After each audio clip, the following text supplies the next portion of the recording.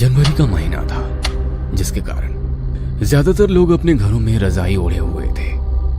मीनू भी अपने घर में बैठे हुए टीवी देख रही थी। मीनू की उम्र 26 वर्ष के आसपास थी।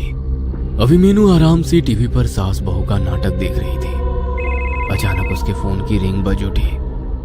फोन की रिंग बजते ही मीनू ने बुरा सा मुंह बनाया, जैसे मानो किसी ने उसको जबरदस्ती करेले का जूस मुंह में पिला दिया हो। उसने देखा फोन उसकी बेस्ट फ्रेंड पूजा का आ रहा था। मीनू ने जल्दी से फोन रिसीव किया। मीनू यार, जितना जल्दी हो सके मेरे घर आ जा। मेरे मम्मी पापा किसी शादी में गए हुए हैं और मुझे बार बार ऐसा लग रहा है जैसे मेरे घर में कोई है।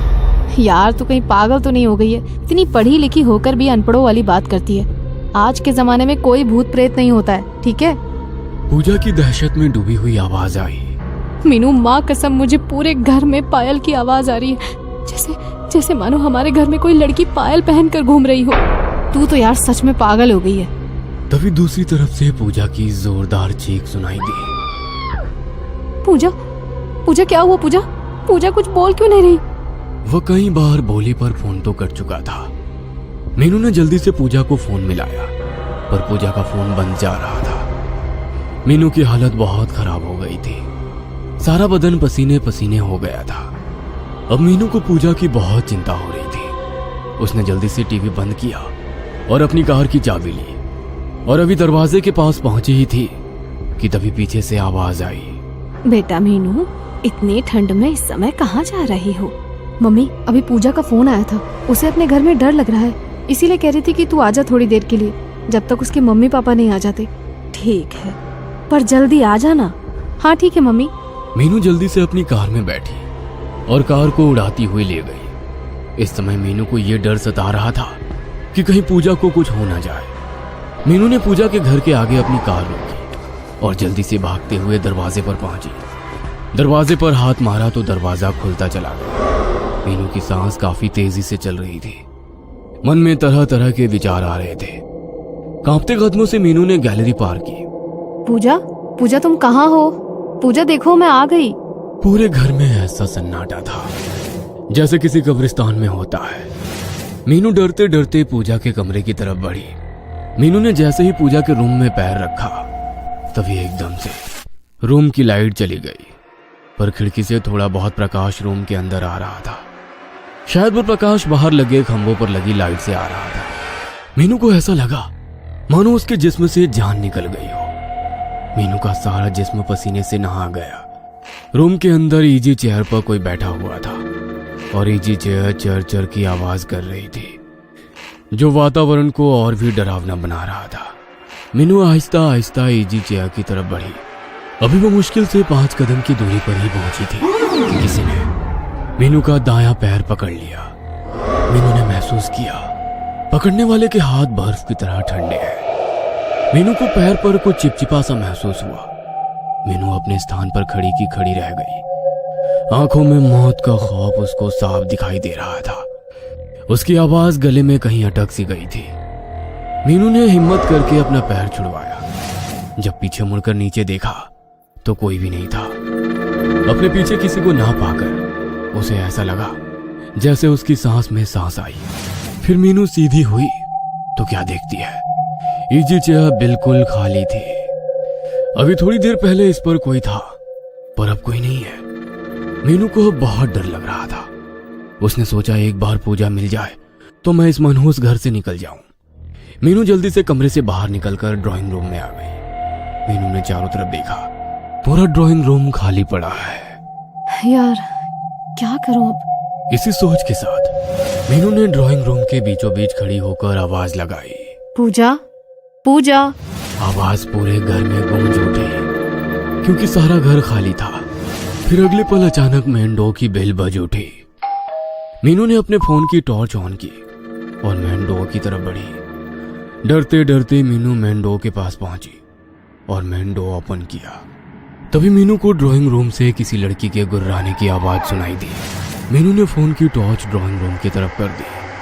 सामने ड्राइंग रूम के बीचों बीच एक लड़की खड़ी थी जो ऊपर से नीचे तक सफेद कपड़े पहने हुए थी। मीनू ने जैसे ही उस लड़की को देखा तो उसकी आंखें फटी की फटी रह गई। एकदम से उस लड़की ने मीनू की तरफ दौड़ लगा दी। जोर से चीखी और डर के मारे अपनी दोनों आंखें बंद कर ली। अगले ही पल किसी ने मेन डोर ओपन किया और उसमें से एक युवक अंदर आया। उसने देखा मीनू दीवार के सहारे खड़ी है। उस युवक ने मीनू को आवाज दी, मीनू तुम चीखी क्यों? जैसे ही मीनू ने उस युवक की आवाज सुनी तो उसकी जान में जान आई। देव, तुम कब आए? जब तुम चीखी तभी आया था। मैंने सोचा पता नहीं क्या हो गया। मीनू ने काफी देर बाद महसूस किया कि ड्राइंग रूम में लाइट आ चुकी है। देव, यहाँ ड्राइंग रूम के बीचों बीच एक लड़की खड़ी थी। दोनों हाथ खून से सने हुए थे। वो लड़की मेरी तरफ भाग कर आ रही थी। तभी डर के मारे मेरे मुंह से चीख निकल गई। देव सारी बात समझते हुए बोला, मीनू क्या तुम पागल तो नहीं हो गई? आज के जमाने में कोई भूत प्रेत नहीं होते।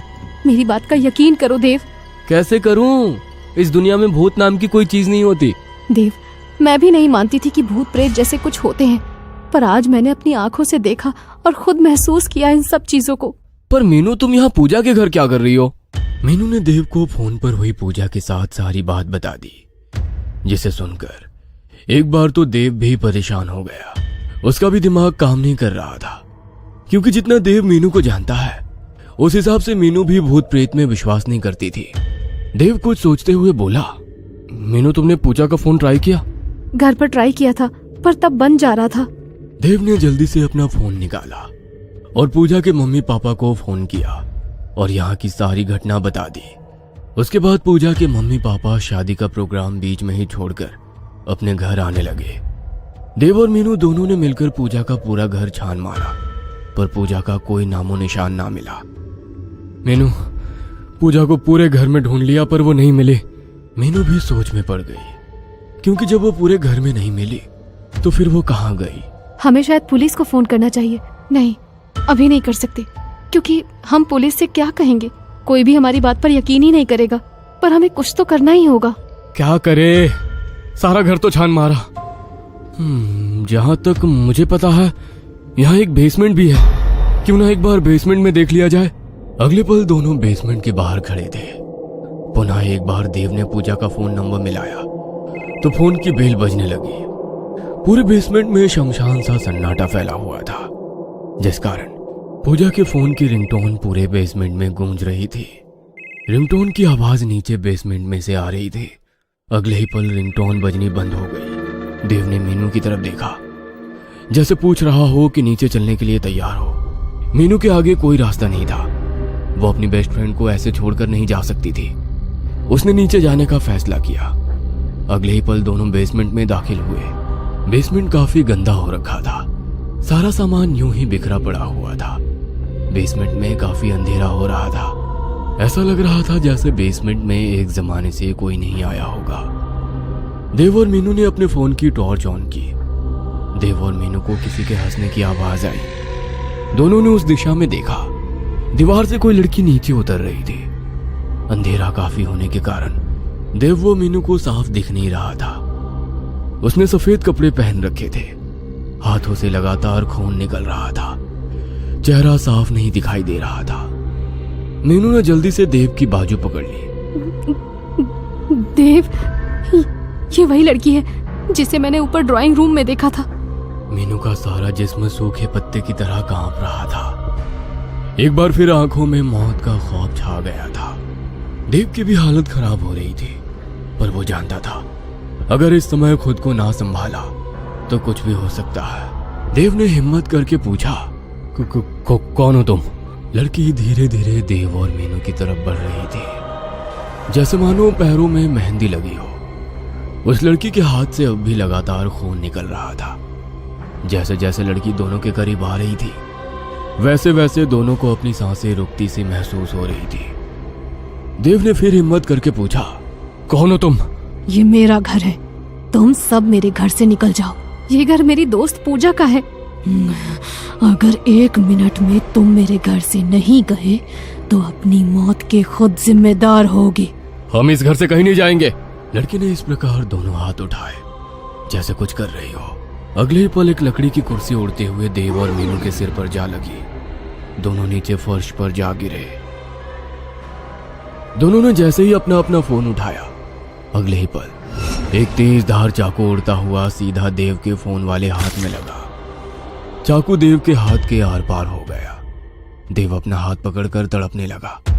उसके हाथ से खून निकल रहा था। देव ने तड़पते हुए कहा, मीनू जल्दी से फोन की टॉर्च बंद करो। मीनू ने जल्दी से फोन की टॉर्च बंद की और देव का हाथ पकड़कर सीढ़ियों की तरफ भागी।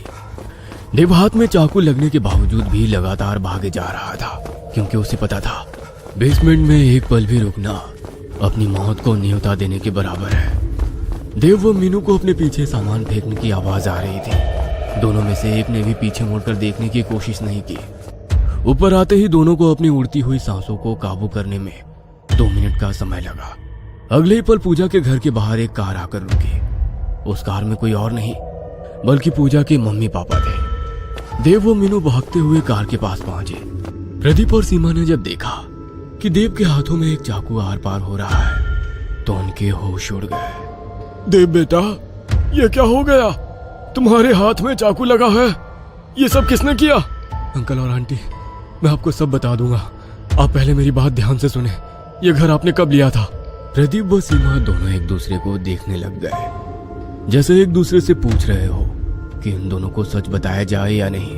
अंकल और आंटी, आपके चेहरे देखकर कुछ ऐसा लग रहा है जरूर इसके पीछे कोई ना कोई राज छुपा हुआ है। बेटा, बात यह है, ये घर हमें बहुत कम दामों में मिला था। देव और मीनू दोनों चौंके बिना नहीं रह पाए। ये बात तो उस समय हमें भी समझ में नहीं आई थी। डीलर हमें इतना बड़ा घर इतना सस्ता क्यों दे रहा है? फिर तेरे अंकल ने डीलर से पूछा तो उसने बताया यहाँ का कोई भी व्यक्ति ये घर खरीदना नहीं चाहता, क्योंकि एक लड़की ने अपने परिवार के सभी लोगों को जान से मार दिया था। सबका गला काटा गया था। कहते हैं उस लड़की पर किसी भूत प्रेत का साया था। उसके बाद उस लड़की का क्या हुआ ये कोई नहीं जानता।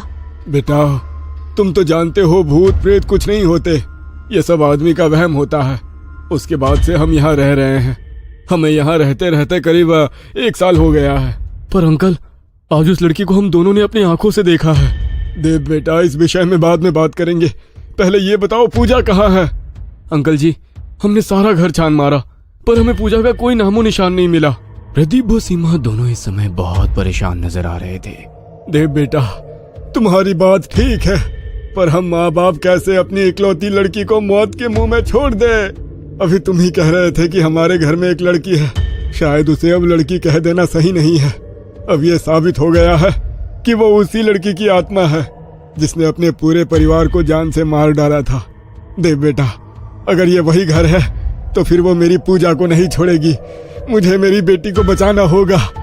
प्रदीप व सीमा दोनों अपने घर के अंदर घुस गए और दोनों जोर जोर से अपनी बेटी पूजा को आवाज देने लगे। पूजा, पूजा मेरी बेटी, तुम कहाँ हो?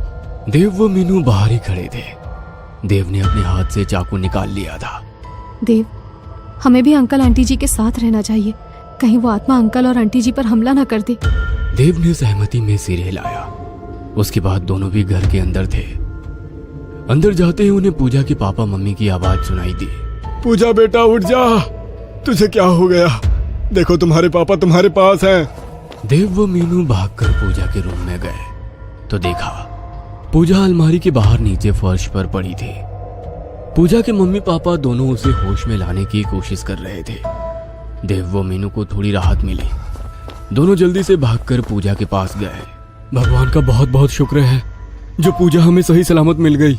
अभी देव कुछ और कहना ही चाहता था कि छत पर लगा पंखा फर्श पर गिर गया। चारों एक साथ चौंके। अंकल, हमें जल्दी से पूजा को घर के बाहर निकालना होगा, वरना यह आत्मा हम में से किसी को भी नहीं छोड़ेगी। प्रदीप कुमार ने जल्दी से पूजा के बेहोश शरीर को उठाया और ड्राइंग रूम की तरफ चल दिया।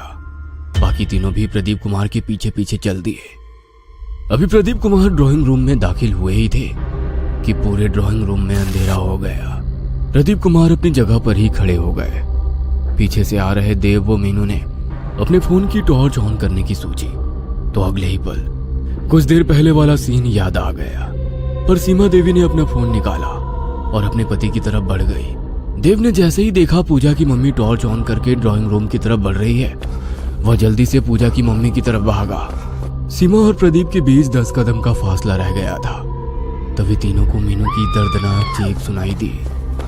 देव जल्दी से मीनू की तरफ भागा मीनू नीचे फर्श पर घुटनों के बल बैठी हुई थी। देव ने फोन की टॉर्च ऑन की और मीनू को देखा तो उसके मुंह से एक चीख निकल गई, क्योंकि मीनू की ठीक कमर के बीचों बीच एक चाकू घुसा हुआ था। देव को समझने में देर नहीं लगी कि इस बार आत्मा किसी को भी नहीं छोड़ेगी। देव ने मीनू को उठाया और ड्राइंग रूम की तरफ बढ़ गया। पूजा के मम्मी पापा ड्राइंग रूम पार करके गैलरी में अभी पहुंचे ही थे कि सारी गैलरी में आग लग गई। प्रदीप ने पूजा को उठाया और गैलरी पार कर ली। उसके बाद सीमा भी पूजा के पास आ गई। दोनों माँ बेटी दरवाजे के पास थी। तभी प्रदीप कुमार बोले, पूजा की मम्मी, तुम यहाँ पूजा का ध्यान रखो, मैं देव की मदद करता हूँ मीनू को लाने में। प्रदीप कुमार जल्दी से मीनू के पास पहुंचे और देव की मदद करने लगे ताकि जल्दी से इस मनहूस घर से निकल सके। अभी तीनों ड्राइंग रूम पार करने वाले थे। सारी ड्राइंग रूम में खून ही खून पड़ा था, जबकि गैलरी में आग जलनी बंद हो गई थी। सारी ड्राइंग रूम में भयानक आवाजें गूंज रही थी, जो वातावरण को और भी खौफनाक बना रही थी। अगले ही पल तीनों के चेहरे का रंग एकदम सफेद पड़ गया, जैसे किसी जहरीले सांप ने काट लिया हो। देव बेटा, थोड़ा जल्दी करो। तीनों जल्दी जल्दी दरवाजे पर पहुंचे। प्रदीप कुमार ने देखा कि सीमा और पूजा दरवाजे पर नहीं थे। प्रदीप ने सोचा शायद दोनों माँ बेटी घर से बाहर निकल गई होंगी। फिर तीनों जल्दी से दरवाजे से बाहर निकल गए। तीनों की सांस में सांस आ गई थी। तीनों को ऐसा लग रहा था जैसे उन्हें दूसरा जीवन मिला हो। प्रदीप ने पूरे रोड पर नजर दौड़ाई। दूर दूर तक न चिड़ी का बच्चा दिखाई दे रहा था। प्रदीप जल्दी से घर के अंदर गए। ड्राइंग रूम के अंदर सीमा बेहोश सोफे पर पड़ी थी। पूजा दरवाजे के पास बेहोश पड़ी थी। उसने जल्दी से पूजा को घर से बाहर निकाला और दोबारा घर के अंदर घुस गया। ड्राइंग रूम के अंदर जाने के बाद सोफा से सीमा को उठाया और जल्दी से दरवाजे पर पहुंच गया। देव और मीनू दरवाजे के बाहर खड़े थे। अंकल जी, जल्दी से बाहर आ जाइए। प्रदीप ने जैसे ही दरवाजा खोलना चाहा, पर दरवाजा नहीं खोला। प्रदीप दरवाजे को पीटने लगे। मीनू और देव भी बाहर से दरवाजा खोलने की पूरी कोशिश कर रहे थे। देव, अभी तक दरवाजा ठीक था, एकदम से अचानक कैसे जाम हो गया ये, जो खुल ही नहीं पा रहा है। तभी गैलरी में एक लड़की की आवाज गूंजी, ये मेरा घर है, जो भी मेरे घर में आएगा वो सीधा ऊपर जाएगा। अगले ही पल सारे घर में आग लग गई। सारा घर होलिका की तरह जलने लगा। 1 महीने बाद पूजा ने अपना पुराना घर, जहां उसके मम्मी पापा की डेथ हुई थी, वो घर हमेशा हमेशा के लिए छोड़ दिया था। पूजा का बहुत बुरा हाल हो गया था। अब पूजा एक फ्लैट में रहती थी। पूजा के पापा का खुद का बिजनेस था, जिसे अब पूजा खुद देख रही थी। पूजा मम्मी पापा के डेथ के बाद पूजा लगभग 10 दिन तक मीनू के घर रही थी। पूजा ने काफी मना किया था, पर मीनू के मम्मी पापा नहीं माने, क्योंकि पूजा के मम्मी पापा के सिवा उसका कोई नहीं था। कुछ एक रिश्तेदार थे, सब आए और चले गए। पूजा के साथ मीनू और उसका परिवार था, जो पूजा के इस बुरे समय में उसके साथ थे। देव ने भी काफी हद तक पूजा की संभलने में मदद की थी। पूजा के मम्मी पापा के डेथ के अगले दिन ही पुलिस आई थी। देव ने सब कुछ बता दिया था। पुलिस ने देव का बयान दर्ज करके फाइल बंद कर दी थी। देव और मीनू पूजा से मिलने अक्सर उसके फ्लैट पर जाते थे, ताकि वो अपने मम्मी पापा के दुख से बाहर निकल सके। 10 मार्च को पूजा का जन्मदिन था। वह जन्मदिन बिल्कुल भी नहीं मनाना चाहती थी, क्योंकि उसके मम्मी पापा को गुजरे 1 महीना बीत गया था। मीनू के मम्मी और पापा ने पूजा का जन्मदिन मनाने की बात कही, जिससे पूजा टाल नहीं सकी। सब लोग इसलिए पूजा का जन्मदिन मनाना चाहते थे, ताकि पूजा को उसके मम्मी पापा की कमी महसूस ना हो। पूजा को कहीं ऐसा ना लगे कि वो इस दुनिया में अब अकेली है। रात के 8 बजे पूजा ने केक काटा और बारी बारी सबको थोड़ा थोड़ा केक खिलाया। केक काटते समय पूजा की आंखों में आंसू आ गए थे। शायद उसे अपने मम्मी पापा की याद आ गई। 10 बजे तक सबने खूब नाच गाना किया। फिर 10:30 बजे सब लोग अपने अपने घर चले गए, केवल मीनू को छोड़कर, ताकि वो पूजा के साथ मिलकर उसका काम में हाथ बटा सके। पूजा सिंक में बर्तन धो रही थी और मीनू बर्तन को कपड़े से साफ कर रही थी। पूजा खुश दिखाई दे रही थी कि उसे मीनू जैसी दोस्त मिली, जो उसके बुरे समय में भी उसके साथ खड़ी है। पूजा के चेहरे पर खुशी थी कि इतने सारे लोग उसके लिए आए थे। मीनू यार, तुम और तुम्हारा परिवार कितना अच्छा है, जो मुझ जैसी लड़की को भी अपनी लड़की की तरह प्यार करते हैं। सच बोलूं तो मैं सोच ही रही थी कि मम्मी पापा के बाद जिंदगी कैसे काटूंगी, पर अब मुझे किसी बात का गम नहीं है। मेरी बहन, हम सब तेरे साथ हैं। इसी को तो दोस्ती कहते हैं। पूजा बातें करते करते बर्तन धो रही थी कि अचानक उसके मुंह से एक जोरदार चीख निकली। मीनू ने उसे पकड़कर झंझोड़ा। पूजा, पूजा क्या हो गया? तुम इतनी जोर से क्यों चीखी? पूजा ने अपने दोनों हाथ ऊपर किए, जिसे देखकर मीनू की भी चीख निकल गई, क्योंकि पूजा के दोनों हाथ खून से सने हुए थे। कोई नुकीली चीज बर्तन साफ करते समय चुभ गया था। अगले ही पल फ्लैट की लाइट चली गई। दोनों पहले ही डरी हुई थी और अब कुछ ज्यादा ही डर रही थी। तभी फ्लैट का दरवाजा खुला और एक साया अंदर आया। एक डरावनी आवाज उसके मुंह से निकली, आई एम बैक। हमें छोड़ दो प्लीज। हाँ, हमने तुम्हारा क्या बिगाड़ा है? हमें छोड़ दो। साया धीरे धीरे दोनों की तरफ बढ़ रहा था। उसके हाथ में 2 चाकू थे। पूजा और मीनू का दिमाग जैसे जाम हो गया। दोनों अपनी जगह से हिल भी नहीं पाए। अगले ही पल साया उनके बिल्कुल पास आ गया। उसने दोनों चाकू से पूजा और मीनू के पेट पर घोंप दिया। दोनों के मुंह से खौफनाक चीख निकली और दोनों नीचे फर्श पर गिर गई। अगले ही पल पूरा फ्लैट लाइट से जगमगा गया। पूजा वो मीनू ने अपने पेट पर हाथ मारा तो देखा पेट पर एक छोटा सा भी निशान नहीं था। पूजा और मीनू ने एक दूसरे को देखा। जीवित देख दोनों की सांस में सांस आई। अगले ही पल फ्लैट में एक आवाज गूंजी, हाँ, तो दोनों को कैसा लगा डर? पूजा और मीनू ने जब देखा तो आंखें फटी की फटी रह गई। सामने देव खड़ा था। क्या तुम्हें ही आता है ये सब करना? मुझे सब पता चल गया, तुमने कैसे अपनी मम्मी पापा को मारा। पूजा, पहले तुमने मीनू को फोन किया, उसके बाद तुमने मुझे यकीन दिलाया कि आत्मा सच में होती है, और सच में मुझे यकीन भी हो गया। तुमने अपनी मम्मी पापा को ऐसे मारा जैसे मानो किसी आत्मा ने उन्हें मारा हो। तुमने मुझे इस बात का गवाह बनाया ताकि मैं पुलिस को बता सकूं कि ये सब किसी आत्मा ने किया है। मुझे बस ये बात जाननी है कि तुमने क्यों अपने सगे माँ बाप को मारा। पूजा बोलो। मेरे बाप ने अपनी रखेल के साथ मिलकर मेरी माँ को ऐसे मारा कि सबको लगे ये सब एक दुर्घटना है। मेरी मम्मी ने छत से कूदकर खुदकुशी की। ये बात मेरे बाप ने साबित कर दी, क्योंकि जिस दिन मम्मी की डेथ हुई उस दिन मेरा बाप शहर में ही नहीं था। लेकिन पूजा, तुमने 3 साल का समय क्यों लिया ये सब करने के लिए? पूजा की आंखों में आंसू आ गए। बात दरअसल ये थी कि 2 महीने पहले रात 1 बज रहा था।